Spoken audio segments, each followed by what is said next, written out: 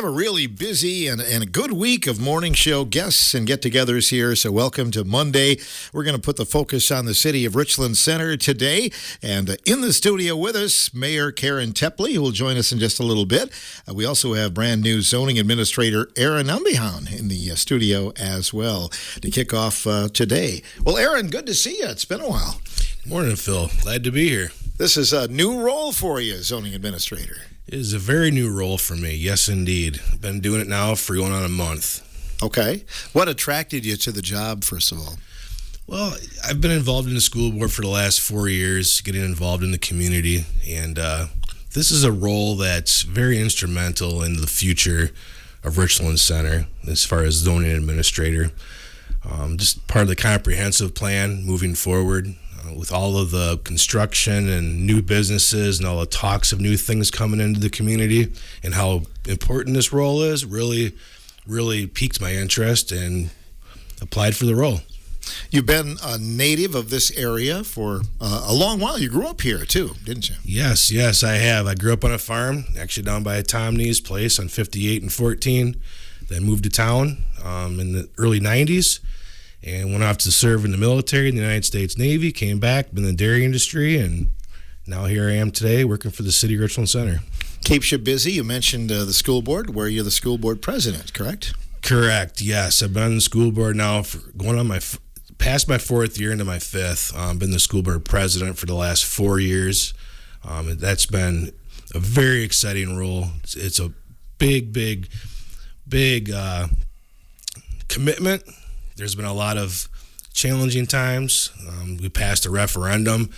That's been really exciting seeing everybody says it's the new school, the high school. All of the new projects going on. They're doing a lot of nice things up there, updating all the buildings, getting air conditioning. Yeah, it's been a really exciting 4 years. You and I were talking before we went on the air. Your class was the first graduating class from the new school, weren't you? Correct. Yep. I was a class in 1997. Yeah, and it seems like only yesterday. Yes, it does. We have our 30th class reunion coming up next year. Only yesterday. Where does time go? Right. But we're seeing a lot of progress this summer. The referendum, the result of the referendum, lots of construction and the paving. And how has that been going up there? It's been going really well. We have really good communications director. Carrie Stoltz has been doing a great job keeping people informed on traffic routes and such. So all of the meal programs and all of the things going on that, during the summertime, because not everything stops when school's out. It's been really, really seamless. I think with this role as school board president and then zoning administrator, I think it's useful that you've got a knowledge in both areas, isn't it? It really is. Just getting myself familiar with how meetings are ran, state statutes, policies, board governance, all these different things, plus my involvement in the community through the school district. It really is a really big advantage and a really big help for me in this role. You've been learning on the job. I guess maybe what was the toughest hurdle to get over when you initially took the job, Aaron? There's no playbook for this. We've got ordinances and we've got, state statutes, things that we must follow. But how you do your day to day, there's no playbook. It can be overwhelming. I can definitely see how, being more intimately involved in this role, how overwhelming it can be, not just for the people going through a permitting process or trying to understand the ordinances. It's equally as overwhelming for me sometimes just to wrap my head around the complexity of these things. Is there a source you can go to, someone you can, did you talk to anybody before you took the job? Yeah, I had a little bit of exposure to it. I talked to Matt Williams, he was the prior zoning administrator, about some things. The city administrator, Ashley Oliphant, is a great resource. She did this in a prior life before she came to the city of Richland Center as a city administrator. So I've got some good resources there for me, but still, it's a big learning curve. Let's educate the public and myself, including what is exactly the role of a zoning administrator? What are some of the things that you do, Aaron?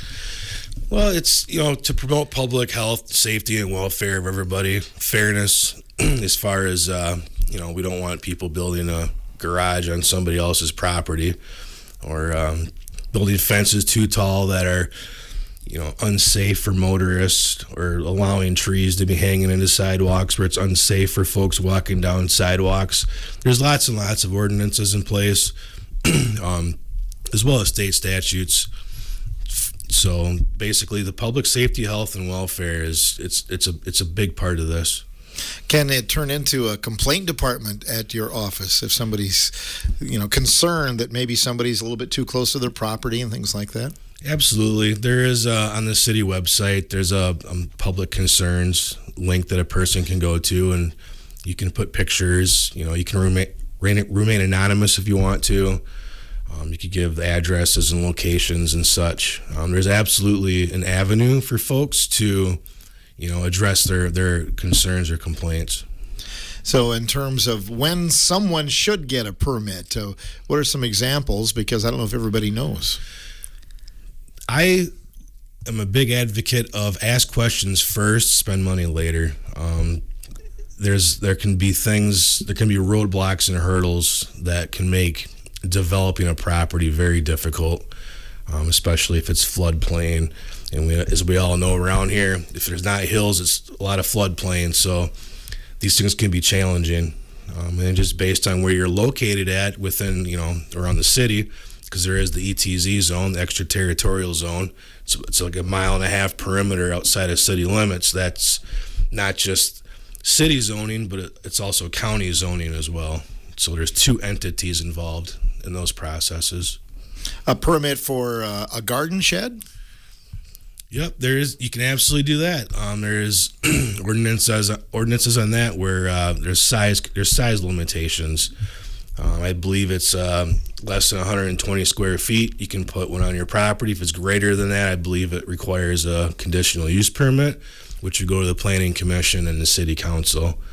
And just to also go into that a little bit further, you're allowed one accessory building other than a garage in your property. So there's even ordinances on that as well, where you have a primary residence, a garage, and an accessory building. So like those are at a high level, some of your restrictions just based on ordinances.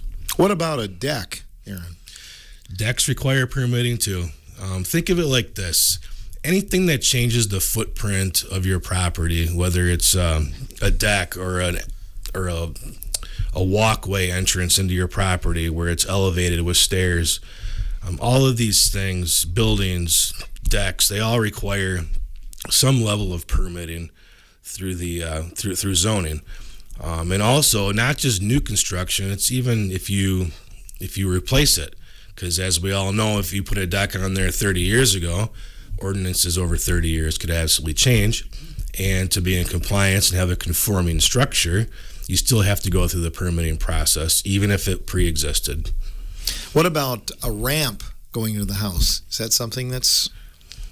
Yes, a ramp absolutely would, because there's setbacks from that too. You can't have a ramp just built and end on a sidewalk or something like that. So think of it like anything that changes the footprint.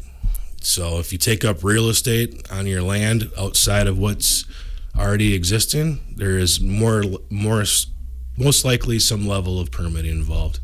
Indoor things, though, remodeling not necessarily required, right? Remodeling, yes. There are instances where remodeling absolutely would fall into the permitting process.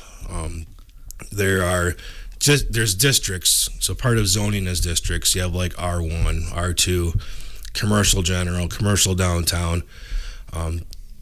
So with those districts, there are restrictions on what you can and really can't do. So if you have a single family dwelling and you want to change the inside where now you've got additional bedrooms and bathrooms, and now you're encroaching on possibly changing the house from an R1 to an R2 type of district, remodeling absolutely would require some level of permitting so that the structure itself is still conforming with what it's zoned as. What about a fence around your property? That's probably a kind of a sticky point sometimes, isn't it? Fences do, yes. They are definitely a permitted. They're considered a structure, right? So in order to maintain visibility, especially if you're on a corner lot, for example, you can only have a fence that's 30 inches tall. past the front of your house, and you can build it up to the lot line. But the reason for that is it goes from 6 feet tall to 30 inches tall is for public safety, to maintain visibility triangles so vehicles can see over them driving around corners and such like that. So everything, even though it may seem straightforward and simple, there's probably something there that requires a little bit of attention to detail and a conversation with the zoning department. What about sidewalks? Where do they fall in? Sidewalks, I believe, is more of a public works thing.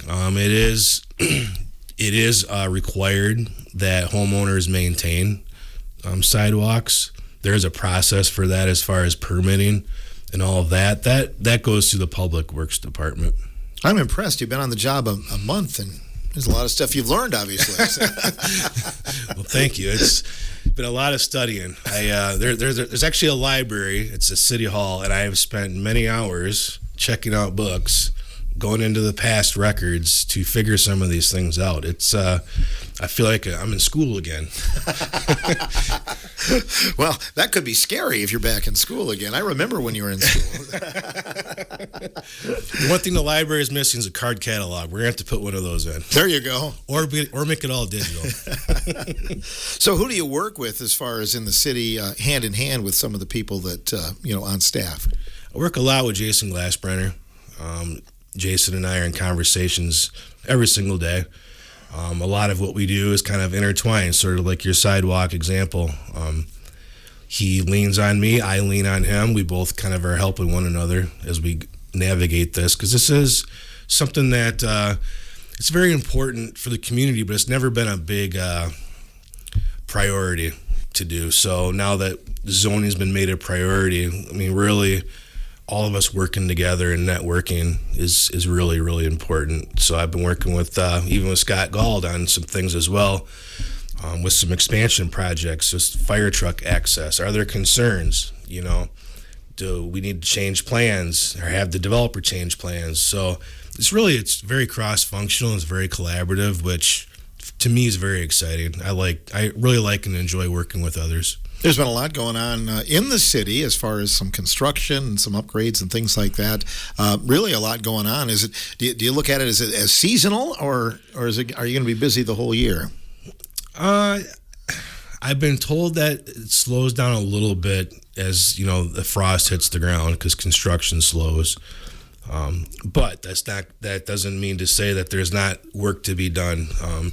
Like I said, there's no playbook to this. And one thing that I really want to focus on as I'm in between things is how do we educate the public on this stuff? Because this is overwhelming. It's overwhelming even for myself doing this role. And I think educating folks and trying to make the process easier is, in my mind, very, very, very important. And also even making our city website more intuitive and user-friendly, and giving people more and more information to hopefully help explain some of the processes so that when they are prepared to have the conversation with me, they're more informed. And what's the best way if somebody's listening, they have a question, phone call or the website, or what's the best? You can make a phone call, 608-647-3466. Extension 207. Go on the city website. All my contact information, including email links, are on there as well. Whatever questions folks have, just reach on out. You're, as mentioned, entwined with the school district as the school board president and in the city. What makes Richland Center a special place to be and live in, Aaron? I'd say the sense of community. As you probably are well aware of, just using the school district as an example, we went down this strategic planning pathway and adopting a coherent governance model. When we held the 2-night event, allowing the community to have a voice and actually set the direction for the future, that to me speaks volumes to the engagement of the community, that they really, really, really care. They want to have a voice. They want to be heard. They want to be part of something. And to me, that sense of engagement and involvement in community is really, really fascinating. I don't think any of us like change, but I think that some of the things, for the future are pretty exciting, aren't they? I'm really excited. As I've gotten involved with more of the city things on the sidelines, just kind of like watching the movies or the meetings and hearing the banter on the streets. Like, I'm excited, like with the hotel talks and all of these exciting things going on. This really is a great community.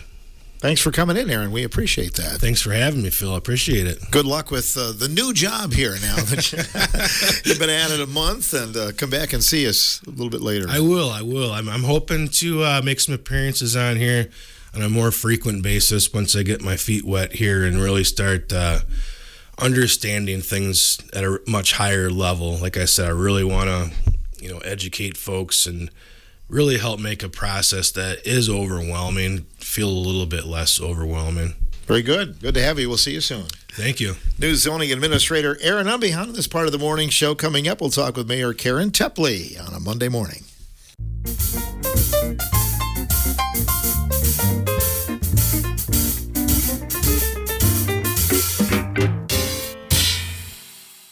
Our morning show continues on WRCOs. We put the focus on the city of Richland Center. Thanks to Aaron Umbehan for being our guest. Mayor Karin Tepley is here for the next part of the show. Good morning, Karin. Good morning, Phil. And I would also like to thank Aaron for agreeing to come in just to give us the overview of his job. And I would also like to just mention that we are going to be rolling out some PSAs, public service announcements, for the zoning administrator and zoning position in general. We are a city we want to be proud of. So, with positive, forward-looking, honest, responsible growth, that's really what we want to be. And like Aaron said, there is no playbook. So what we want to do is give people a chance to kind of get used to the fact that we do have a full-time zoning administrator now, and we haven't had that for a good many years. I've been on council for 8, and he is the first full-time zoning administrator. So we want to just make people aware that if we're going to have a city to be proud of, then we all are going to have to kind of mind the rules.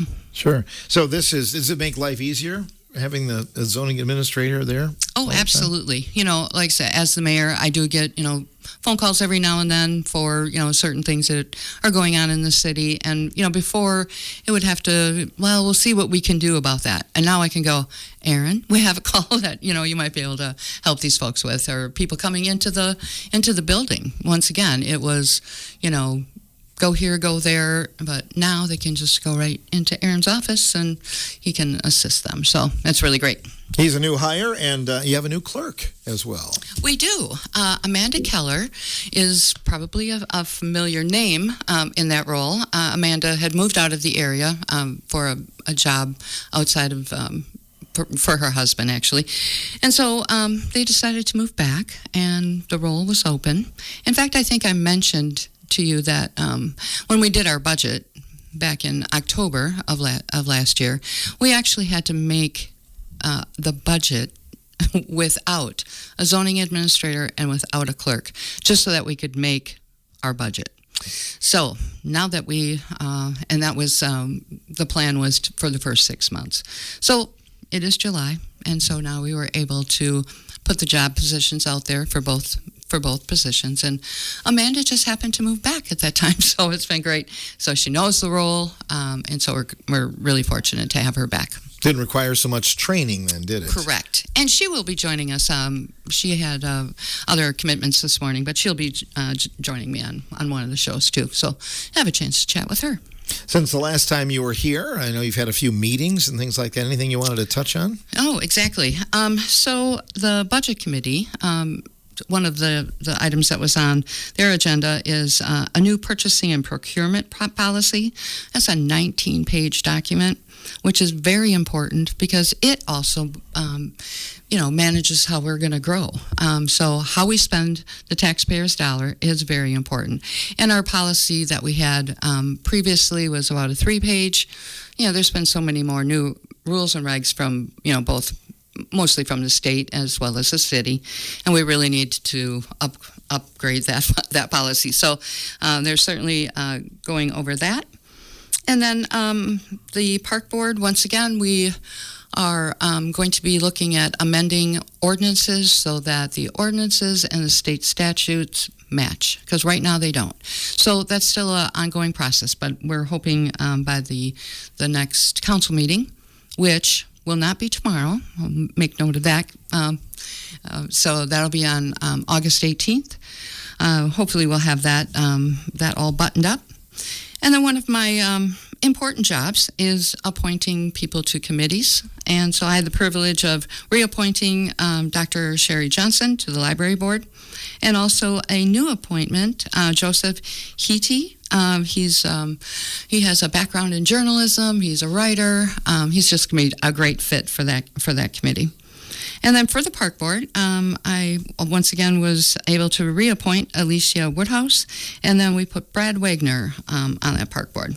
Okay. So that's been a few of those meetings. And then back July 10th, myself and the council, we were all invited to go to WPPI for an orientation, which was really interesting to see how public power really works.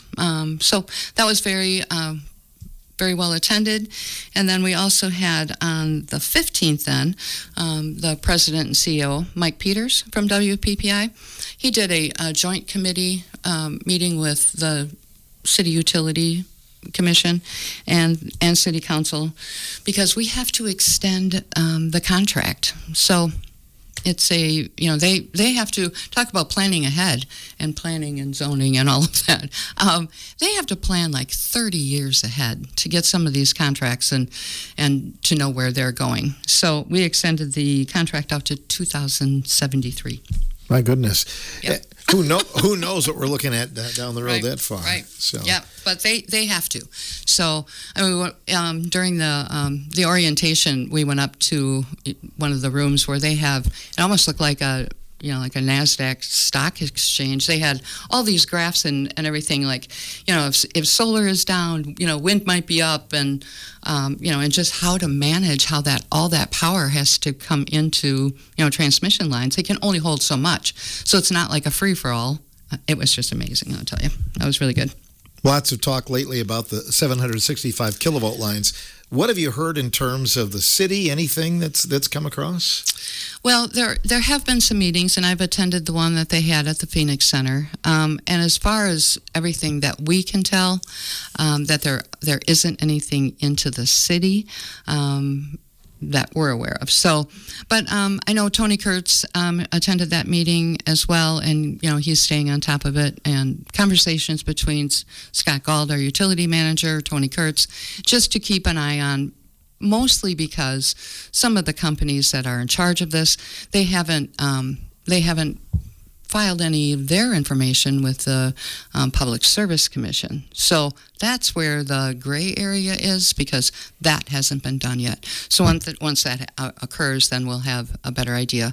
They will also have to have public meetings after that, so it won't be, they file their information and then whatever they say goes. So Public Service Commission has the say in most of this. So It's the fear of the unknown. It is. It is.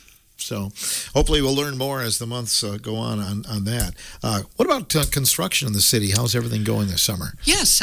So as you well know, as you can see out your window, the Highway 14 project is moving right along. It's been really nice riding and driving on the completed part. And so what's going to be nice about this part of Highway 14, and I don't know if everybody realizes it, but that median that used to be there in the little rather narrow turning lanes that you had, that will be gone. So you'll have a central turning lane, but there won't be the, like the median in the middle. So that'll be a really nice visual for everyone.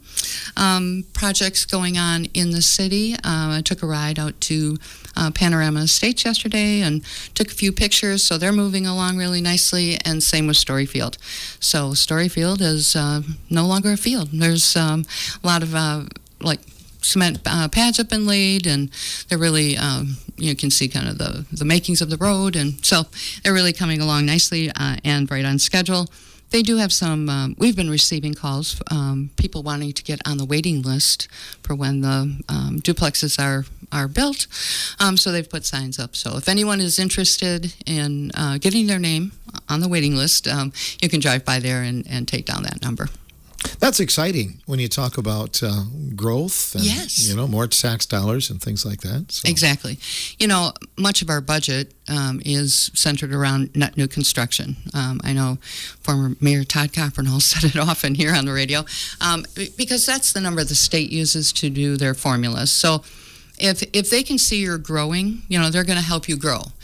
And that works to the negative too, because if you're not growing, you're just going in reverse. And our area has been going in reverse. So this is really, really critical. I know Aaron mentioned, hotel project. Once again, that plays into net new construction. And also on that site, there is room for two other, businesses. So hotel would be kind of the cornerstone, but, there's room for more there too. So we're excited about that.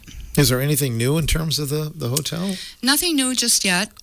Just, everything, like say, forming the investment group, new leads. Just last week, sent out another new lead. So just waiting to hear back from some of them. So just got to keep it rolling. If you look at the projections for this area down the road, and I think not only Richland Center and Richland County, but projections show like the growth rate down and the population declining and things like that. Things like this, maybe you can buck the trend a little bit. Hopefully. Maybe that's what we're hoping. And I have heard from surrounding communities that, in a just anecdotal kind of information, I heard a school principal say that, in conversations he's hearing that more of the young people are staying. So we like to hear that, and that's not too far away from where we are. So we're hoping that those trends can be changed, and if we start now, they can be. If we just sit on our hands and say, well, we'll just do it the way we always did it, that's not going to benefit anybody. And I think I maybe have mentioned this before. I was at a panel discussion when I was at the campus, and the state of Wisconsin had some reps there, and they said that the state of Wisconsin is number 4 at bringing the 30-somethings back to their hometowns. So I think I've seen it. I've seen a few of those 30-somethings, come back, because once they start having kids, they want to be close to grandma and grandpa and just have that family. And Wisconsin's a real family-oriented state, and we certainly are as a community. Month of August is here. Some things going on. National Night Out scheduled for tomorrow. Yes, and that's why we changed our meeting. So our meeting is typically tomorrow.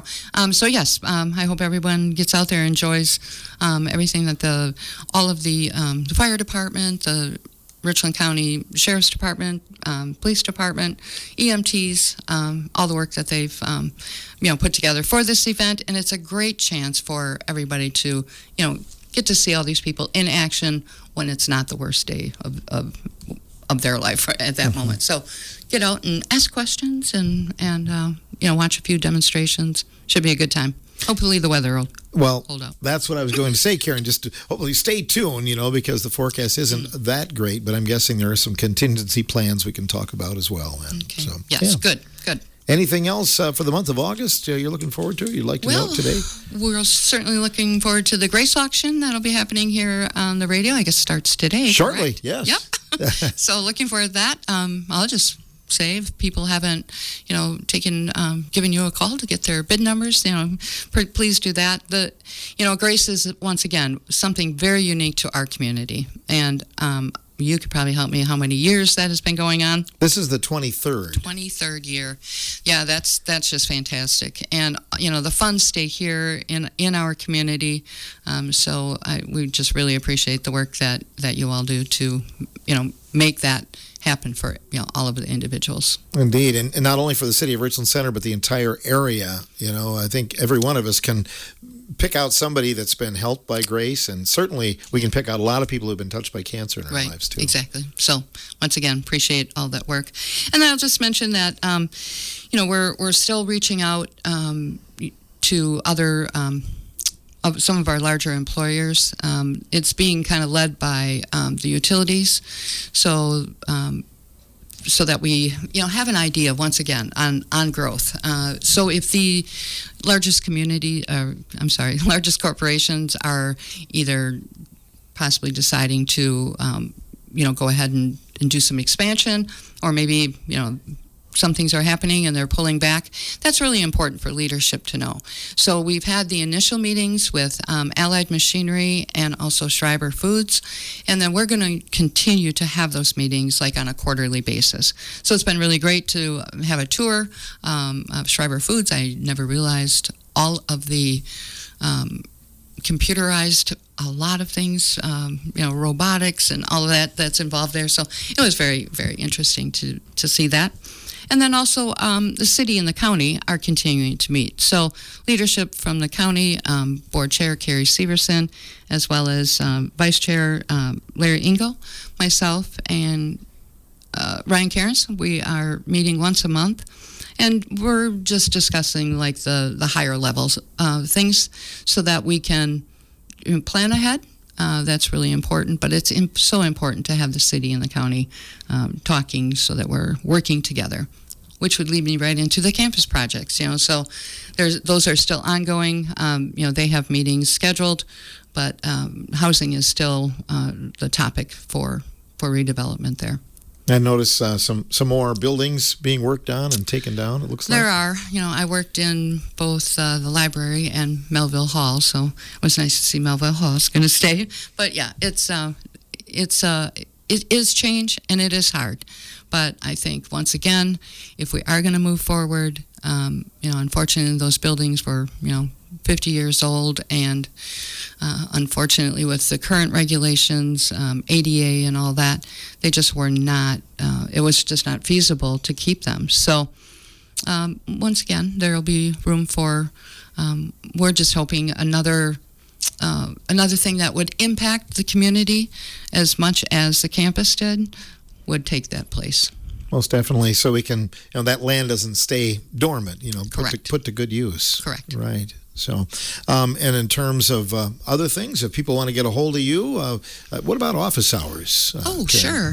Yes, I would love to have you come and visit. I have office hours for constituents. Walk in on Mondays from 11:30 till 1, and then also on Thursday from 4:30 till 6. And then I'm in the office Monday and Tuesday most of the day, a bit on, like say, on Thursday, and also on Friday. So if you want to set up an appointment, so I'm free those hours too. Wonderful. Well, thanks for coming to see us this month. Yes, thank you for inviting us. We certainly love to share what's going on in the great city of Richland Center. Absolutely, and bring back more of the employees too. Yes, I love doing this, and I'm so glad that they're willing to come along. Indeed. Thanks to Erin Umbiano, who was here earlier, zoning administrator, and Mayor Karin Tepley for a monthly visit here on the morning show from WRCO.